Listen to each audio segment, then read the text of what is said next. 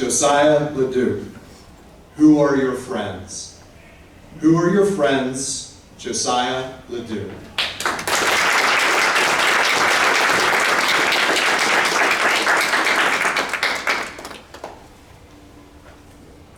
Hi, my name is Josiah LaDuke, and man, do I have a story to tell you. Growing up, I gotta tell you, I was a cute kid. Or at least that's what my mother told me. I was an energetic kid, homeschooled in a loving, structured environment. I bounced around so much, my mother had to set me on the couch, lay her legs across mine in order to ensure that I read my pages for the day. And guess what? Because of her dedication, books became my very first friends. Growing up, my friends were Frodo, Aragon, Katniss Everdeen, and I know it sounds a little nerdy, but it was more interesting for me to follow their adventures than to go out and create my own. Then, when I turned 18, college beckoned. I earned an ROTC scholarship, and I could have gone to a military school like VMI or the Citadel, but I decided to go to Penn State, Maine, because I wanted a little adventure in my life. And Penn State, Maine is one of the top 10 party schools in the United States. Now, in this new environment, I found out pretty quick that Frodo and Aragon, they weren't going to help me out so much. So I decided to make some new friends. Now, I know this might be a little hard to believe, looking at me now, but back then, I was a little shy, a little awkward, and it was hard for me to make new friends. One night I was at this party, and there was this cute girl trying to talk to me, but I froze up. I didn't know what to do. A few moments later, my friend hands me a red plastic cup. I ask him, "What's this?" "It's Vlad." "What's that?" "It's vodka. Just try it." So I tried it. Ugh, it tasted terrible. Tried it again. Started to taste a little better. By the third gulp, old Vlad was suddenly pretty good. And I was hit with this feeling that spread through my insides like a fire. Suddenly, I was confident, carefree, and I walked right up to that girl and hit it off with her immediately. We were laughing, joking, she was touching my arm, and I remember thinking to myself, wow, I am the man. That was how I was first introduced to my new friend, Vladimir. Now this new friend and I, we had some fun nights together. Some really great moments. Unfortunately, he helped me have a little too much fun. So much so that I didn't spend enough time on anything else like ROTC prep or studying. And after 2.5 years of college, I dropped out my junior year. I left my pursuit of education, in part, to escape the influence of Vlad. But, surprise, surprise, he wasn't deterred by a couple hundred miles. He followed me to my childhood home, comforting me along the way.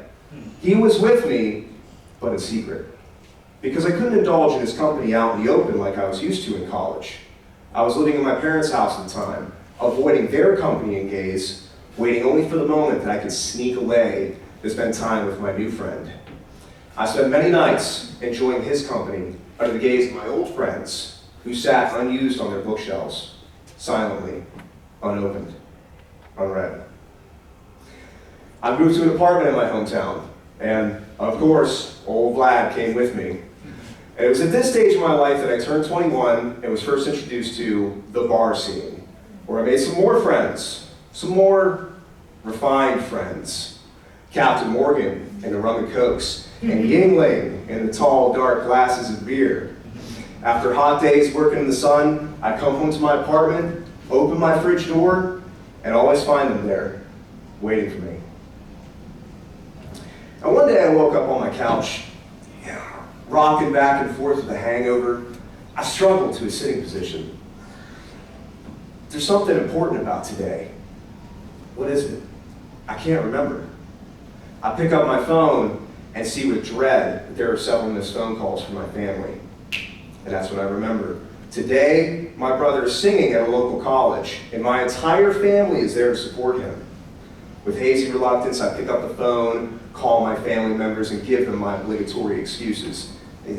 I'm too tired. I can't make it. I'll be there next time. I set the phone down and I pass out. A while later, my phone rings, and it's my brother. with one simple question: where were you? As I begin to make excuses, I feel empty. I realize something has to change. I have to change. For recovery, many people join AA, work the 12 steps under a sponsor, but what I chose to do was add meaningful experiences to my life. I began to make new friends, ones who actually wanted the best for me. My Jiu-Jitsu Academy, my Toastmasters Club, and the men who I work with in construction. I began to renew old friendships. Instead of being hungover on Sunday because I was hanging out with Captain Morgan the night before, I went and saw my parents once a week. Instead of peering into the face of Vlad for answers, I began to pick up my old friends from their bookshelves and look into their pages for wisdom. Instead of hanging out with Yingling at the bar on Friday night, I went and spent once a week with my brother and his wife and kids. And one of the great milestones of my recovery, a moment that told me that I was on the right path, was whenever I was over at my brother's house and his wife asked my nephew, "Who's that?" And that little boy turned to me and he said, "Bubba," which has been my nickname since childhood.